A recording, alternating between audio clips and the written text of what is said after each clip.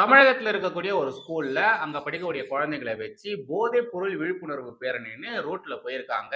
இது ரொம்ப நார்மல் தான். நான் சின்ன வயசுல இருக்கும்போது கூட இது மாதிரிலாம் பண்ணியிருக்காங்க. நான் படிக்கும்போது கூட இது மாதிரியான பேரணிக்கெல்லாம் போயிருக்கேன். என் கையில கூட பதாகைகள்லாம் குடுத்துருக்காங்க. அத தூக்கிட்டு நான் ரோட்லலாம் நடந்து போயிருக்கேன். அந்த நேரத்துல நமக்கு இத பத்திலாம் சுத்தமா தெரியாது. கொஞ்சம் கூட அது குறித்தான நாலேட்ஜ் எதுவுமே இருக்காது. இது மாரிலாம் நம்ம வெளியில போனோம்னா கிளாஸஸ் எதுவும் நடக்காது. நாம ஜாலியா இருக்கலாம் சொல்லிட்டு தான் போவோம். அதே மாரியான ஒரு சம்பவம் தான் இங்கேயும் நடந்திருக்கு. இந்த இடத்துல என்ன ஸ்பெஷல்னா, இது மாரிலாம் அந்த குழந்தைங்க போயிட்டு இருக்கும்பொழுது, இந்த பதாகைகள வச்சுக்கிட்டு போயிட்டு இருக்கும்பொழுது, குறுக்கால ஒரு பாட்டி வந்து ஒரு தரமான சம்பவத்தை செஞ்சிருந்தாங்க. ஊரு முழுக்க சாராய கடைகள ஓப்பன் பண்ணி, தெரு முழுக்க சாராய கடைகள ஓப்பன் பண்ணி, எவனையுமே குடிக்காத, குடிக்காத, குடிக்காதன்னு சொன்னா, எவன் கேட்பான்? யாரு கேட்பான்? அப்படின்ற மாரி ஒரு பாட்டி கவுண்டர் வேற போட்டிருக்காங்க.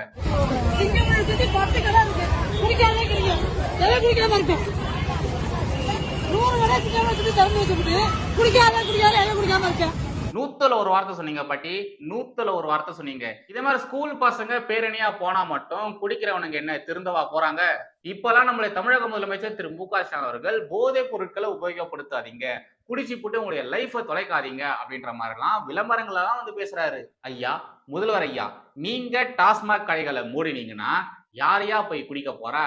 யார் அந்த சரக்க வாங்கி குடிக்க போறா? கடை இருக்கிறதுனால தானே அவங்க போயிட்டு சரக்கு அடிக்கிறாங்க. கடையே இல்லைன்னா யாருங்க சரக்கு அடிக்க போறாங்க? நீங்க உங்களுடைய பொன்னான நேரத்தை இது மாதிரி வீடியோ ஷூட் பண்ணி அதை டெலிகாஸ்ட் பண்றதுனால யாருக்காச்சும் பிரயோஜனம் இருக்குங்களா? இல்ல. ஒரே ஒரு கையெழுத்து. டாஸ்மாக் கடைகள் மூடப்படும்னு ஒரே ஒரு கையெழுத்து போட்டீங்கன்னா டாஸ்மாக மூட போறாங்க. டாஸ்மாக் மூடிட்டீங்கன்னா யாருங்க போய் குடிக்க போறாங்க?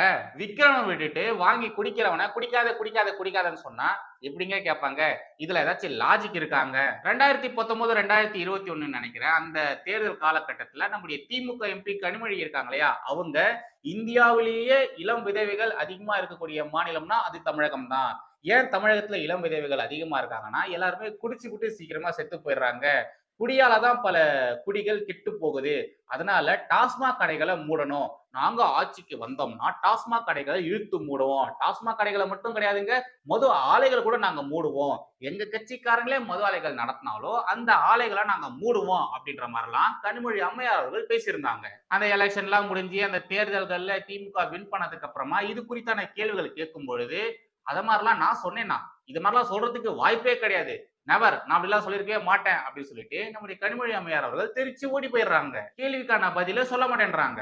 அந்த பாட்டி போட்ட கவுண்டரை நீங்க பார்த்திருந்தீங்க இல்லையா? அதே மாதிரி கொஞ்ச நாட்களுக்கு முன்னாடி முதலமைச்சர் ஸ்டாலின் அவருடைய புகைப்படம் இருக்கக்கூடிய ஒரு போஸ்டர்ல ஒரு பாட்டி ரொம்ப கோவத்தோட காரி துப்புனாங்க. அவங்களுடைய செருப்பு தூக்கி முதலமைச்சர் ஸ்டாலினுடைய போட்டோ மேல அடிச்சாங்க. மண்ணு தூக்கி போட்டு சாபம்லாம் போட்டாங்க. அந்த பாட்டிய பிடிக்கிறதுக்கு தனிப்படையெல்லாம் அமைச்சிருந்தாங்க. இப்ப இந்த பாட்டி இத மாதிரியான ஒரு கவுண்டர் வேற கொடுத்திருக்காங்க. இந்த பாட்டிய பிடிக்கிறதுக்கு இன்னும் எத்தனை தனிப்படை அமைக்க போறாங்களோ சத்தியமா தெரியல. இன்னும் பார்க்கிறதுக்கு முக்கியமான பல சம்பவங்கள் இருக்கு. வாங்க கண்டென்ட்டுக்குள்ள போயிடலாம்.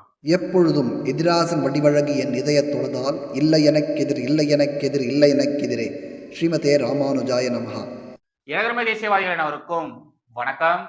அரசு பள்ளியில 8ஆம் வகுப்பு மாணவி வாழ்க. இது பெரியாருடைய மண், இது பேரறிஞர் மண். அந்த பள்ளி ஆசிரியர்களே அந்த மாணவிகள் கும்பமேளாவில் இறந்தவர்களின் எண்ணிக்கை இதுநாள் வரை ஊபி அரசு சரியாக வெளியிடவில்லை. அந்த மாணவி கற்பமாகி மதவெறியில் எந்த வடிவில் தமிழகத்திற்கு வந்தாலும் நாங்கள் அனுமதிக்க மாட்டோம். 3 ஆசிரியர்கள் சேர்ந்து இந்த வன்முறை தமிழகம் புறக்கணிக்கப்பட்டிருக்கிறது.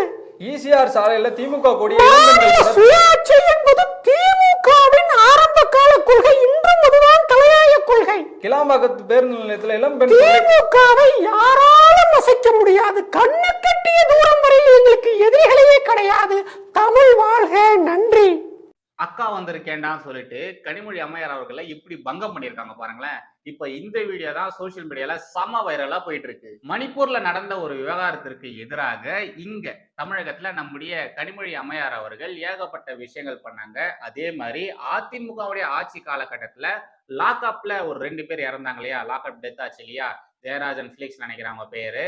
அவங்களுக்கு நீதி கிடைக்கணும்னு சொல்லி மாஸ்க் எல்லாம் போட்டு தமிழகத்துல பயங்கரமான ஆர்ப்பாட்டங்கள் போராட்டங்கள் எல்லாம் பண்ணாங்க. அதிமுக ஆட்சியிலும் சரி, அதே மாதிரி பாஜக ஆள்கிற மாநிலங்களும் சரி, ஏதாச்சும் ஒரு சின்ன அசம்பாவிதங்கள் நடந்தாலும் அதற்கு எதிராக நம்முடைய திமுக எம்பி கனிமொழி அம்மையார் அவர்கள் பயங்கரமா பொங்கிருவாங்க. ஆஸ் அ உமனா, ஆஸ் அ எம்பியா கனிமொழி அம்மையார் அவர்கள் பண்ணக்கூடிய இந்த விஷயங்கள் எல்லாமே சரிதான். ஆனா தமிழகத்துல நடக்கக்கூடிய அசம்பாவிதங்கள் குறித்து ஏன் கனிமொழி அவர்கள் பேச மாட்டேன்றாங்க? அதுவும் எங்க தமிழகத்தை சேர்ந்த எம்பி தானே. ஆனா தமிழகத்துல ஏதாச்சும் அசம்பாவிதங்கள் நடந்தா மட்டும் அது குறித்து எல்லாம் ஏன் இவங்க வாயவே திறக்க மாட்டேன்றாங்க? மணிப்பூர்ல நடந்ததுக்கு போங்குறாங்க, மற்ற பாஜக ஆளுகிற மாநிலங்கள்ல நடந்தா போங்குறாங்க. கனிமொழி அம்மையார் அவர்கள் அந்த மாநிலத்துடைய எம்பியா? கிடையாது. தமிழகத்துடைய எம்பி தானே. தமிழக மக்களுக்காக தான் அவங்க பேசணும். தமிழக மக்கள் படுற கஷ்டத்தை குறித்து தான் அவங்க பேசணும். ஆனா தமிழகத்துல நடக்கக்கூடிய அசம்பாவிதங்கள் குறித்து கனிமொழி அம்மையார் அவர்கள் வாயை திறந்து பேசவே மாட்டேன்றாங்க. அதுலயும் திமுக ஆட்சிக்கு வந்ததுக்கு அப்புறமா நடந்த விஷயங்களுக்கு கனிமொழி அம்மையார் அவர்கள் ஒரு வார்த்தை கூட, ஒரு கண்டனத்தை கூட பதிவு செஞ்சதே இல்ல. அதுவும் தமிழகத்துல திமுக ஆட்சிக்கு வந்ததுக்கு அப்புறமா இங்க நடக்கக்கூடிய அசம்பாவிதங்கள் குறித்து கனிமொழி அம்மையார் அவர்கள் பேசவே மாட்டேன்றாங்க. திருப்பரங்குன்றத்துல நடந்த விவகாரத்துக்கு எங்கேயோ இருக்கக்கூடிய நவாஸ் கனி அவர்கள் ஓடோடி வராரு. இஸ்லாமியர்களுக்கு ஒரு பிரச்சனைனா அவரு அந்த இடத்துல வந்து நிக்கிறாரு. அதே மாதிரி கனிமொழி அம்மையார் அவர்களும் ஓடோடி வர வேண்டாமா? அவங்களும் எம்பியா தானே இருக்காங்க. தமிழகத்துல ஒரு அரசு பள்ளி மாணவிக்கு பாலியல் ரீதியிலான தாக்குதல்கள் நடந்திருக்கு. ரொம்ப கொடூரமான விஷயங்களா நடந்திருக்கு. அது குறித்து திமுக எம்பி கனிமொழி அவர்கள் ஏதாச்சும் பேசினாங்களா? ஈசிஆர்ல திமுக கொடி வச்ச கார்ல பெண்களை சேஸ் பண்ணிட்டு போயிருக்கானுங்க. அந்த பெண்களை துரத்திட்டு போயிருக்கானுங்க. அந்த விவகாரங்களை குறித்து திமுக எம்பி கனிமொழி அவர்கள் ஏதாச்சும் பேசினாங்களா? இலாம்பாக்கத்துல ஒரு சின்ன பொண்ணை கிட்னாப் பண்ணி அந்த பெண்ணை வன்புணர்வு பண்ண பார்த்திருக்கானுங்க. அந்த விவகாரம் குறித்து கனிமொழி மேடம் அவர்கள் ஏதாச்சும் பேசினாங்களா? ஒரு கர்ப்பிணி பெண்ணுக்கு ஓடுற ட்ரெயின்ல பாலியல் ரீதியான தாக்குதல் நடந்திருக்கு. அந்த பெண்ணை புடிச்சு கீழே வேற தள்ளி விட்டுருக்கான். அந்த விவகாரம் குறித்து திமுக எம்பி கனிமொழி அவர்கள் ஏதாச்சும் பேசினாங்களா? ஒரு கிறிஸ்டியன் பிரைவேட் ஸ்கூல்ல ஒரு சின்ன பெண் குழந்தை மர்மமான முறையில இறந்து போயிருக்கு. அந்த விவகாரம் குறித்து திமுக எம்பி கனிமொழி அவர்கள் ஏதாச்சும் பேசினாங்களா? தமிழகத்துல தொடர்ந்து பெண்களுக்கு எதிரான தாக்குதல்கள் அதிகமாயிட்டே வந்துட்டு இருக்கு. அதுவும் பாலியல் ரீதியான தாக்குதல்கள் நாளுக்கு நாள் அதிகமாயிட்டே இருக்கு. சின்ன சின்ன பெண் குழந்தைகள் அதுல கஷ்டப்பட்டு இருக்காங்க. எவ்வளவு விஷயங்கள் நடந்துட்டு இருக்கு அப்படின்றத நம்ம தினம் பார்த்துட்டு தான் இருக்கோம். செய்திகளே அது குறித்தான விஷயங்கள் தொடர்ந்து வந்துட்டே தான் இருக்கு. இதுவரைக்கும் திமுக எம்பி கனிமொழி அவர்கள் அது குறித்தான ஏதாச்சும் ஒரு கருத்தை, கண்டனத்தை பதிவு செஞ்சிருக்காங்களா? இல்ல, எதுவுமே அவங்க பண்ணல. போராட்டமும் பண்ணல, ஆர்ப்பாட்டமும் பண்ணல. ஏன் சாதாரண ஒரு கண்டனத்தை கூட அவங்க பதிவு செய்யல. தமிழகத்துல நடக்கக்கூடிய இது மாதிரியான கொடூரமான விஷயங்களை குறித்து கனிமொழி அவர்கள் வாயை திறந்து பேசவே மாட்டேன்றாங்க. ஆனா பாஜக ஆளுகிற மாநிலங்கள்ல சின்னதா ஏதாச்சும் ஒரு அசம்பாவிதம் நடந்தா போதும், உடனே கருப்பு ட்ரெஸ்ஸை மாட்டிக்கிட்டு போராட்டம், ஆர்ப்பாட்டம் சொல்லிட்டு கிளம்பிடுறாங்க. இதுல கும்பமேளால நடந்த அசம்பாவிதங்களை குறித்து எல்லாம் பேசிட்டு வராங்க. மேடம், சென்னையில ஏர்போர்ஸ் நிகழ்ச்சி ஒண்ணு நடந்தது. அந்த நேரத்துல எத்தனை அப்பாவி மக்கள் இறந்து போனாங்க, எத்தனை மக்கள் கஷ்டப்பட்டாங்க, அதை பத்தி எல்லாம் நீங்க பேசுனீங்களா? கும்பமேளாவை பத்தி பேசுறீங்களே, சென்னையில நடந்த இந்த ஒரு கொடூரமான சம்பவத்தை பத்தி பேசுனீங்களா? இல்லையே. அந்த நிகழ்ச்சியை சரியான முறையில ஏற்பாடு செய்யாத தமிழக அரசுக்கு எதிராக நீங்க ஏதாச்சும் பேசுனீங்களா?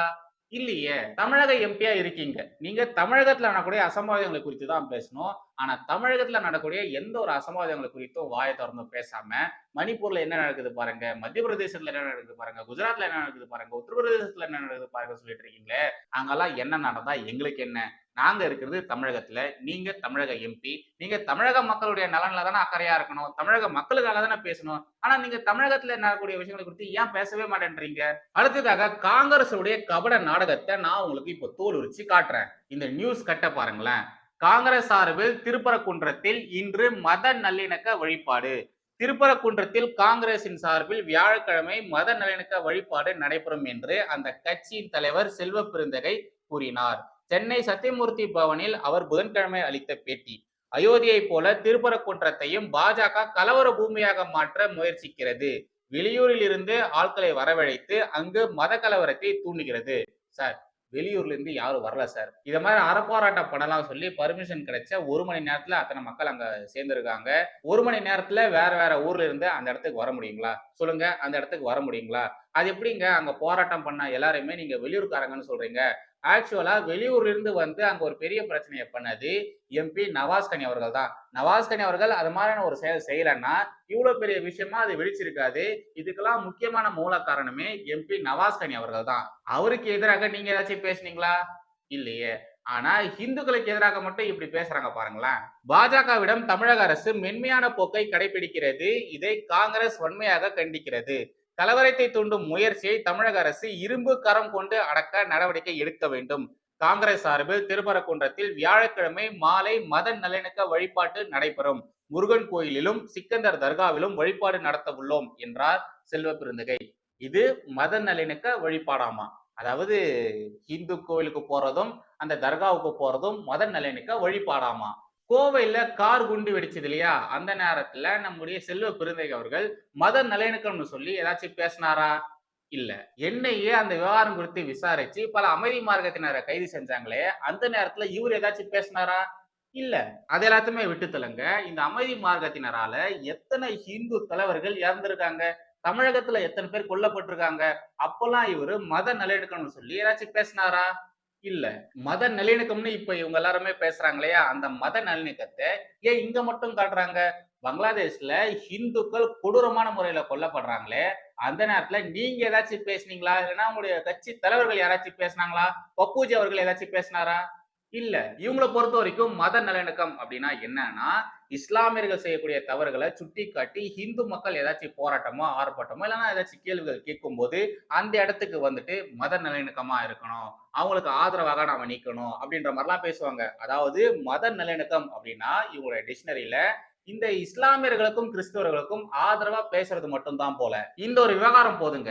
இந்த ஒரு விவகாரமே போதும் இவங்க ஹிந்து மக்களை எப்படி ட்ரீட் பண்றாங்க அப்படின்றத புரிஞ்சுக்கிறதுக்கு.